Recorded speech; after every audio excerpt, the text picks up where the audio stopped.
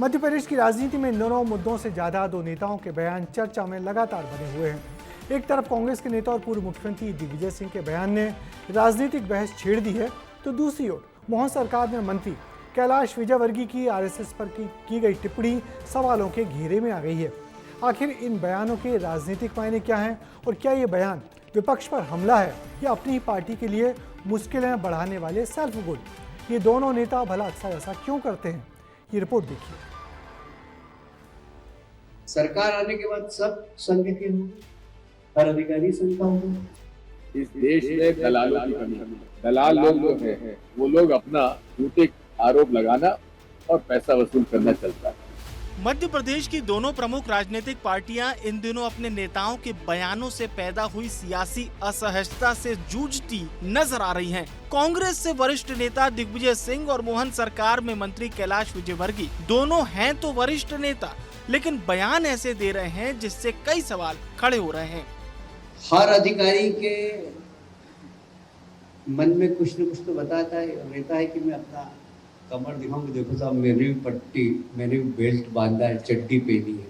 हर अधिकारी, हर कर्मचारी ये सोचता है। सरकार आने के बाद सब संघ के होंगे, हर अधिकारी संघ का होगा। ये पूरा का पूरा एक साथ हुआ है जो जमीन 1 रुपए में दी गई है, इसलिए वो चार्ज सही नहीं है। अब देखो बात यह है, इस देश में दलालों की कमी है। दलाल लोग जो हैं वो लोग अपना झूठे आरोप लगाना और पैसा वसूल करना चलता है। दिग्विजय सिंह तो फिर भी सफाई दे चुके हैं, कांग्रेस डैमेज कंट्रोल में भी जुटी है, लेकिन बीजेपी की ओर से कोई बयान सामने नहीं आया और ये पहली बार भी नहीं जब कैलाश विजयवर्गीय ने ऐसा बयान दिया हो। बता दीजिए, नेता प्रतिपक्ष अपनी औकात के अंदर रहे, अपनी औकात के अंदर रहे। उससे भाई हमको काफिर बोलते हैं।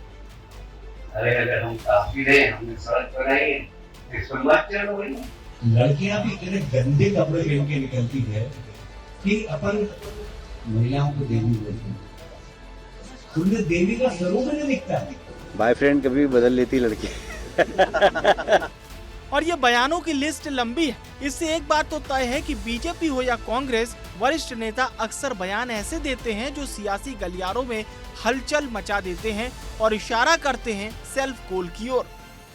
देखिए, सेल्फ गोल करने वाला कोई विषय मुझे भारतीय जनता पार्टी में तो कभी नहीं दिखता, लेकिन आप देखेंगे कि कांग्रेस में जिस तरीके का विरोधाभास देखने को मिलता है, कांग्रेस अपने आप की अंतर्कला को जमीन पे लाने पे और लोगों के सामने दिखाने में कोई कसर नहीं करती।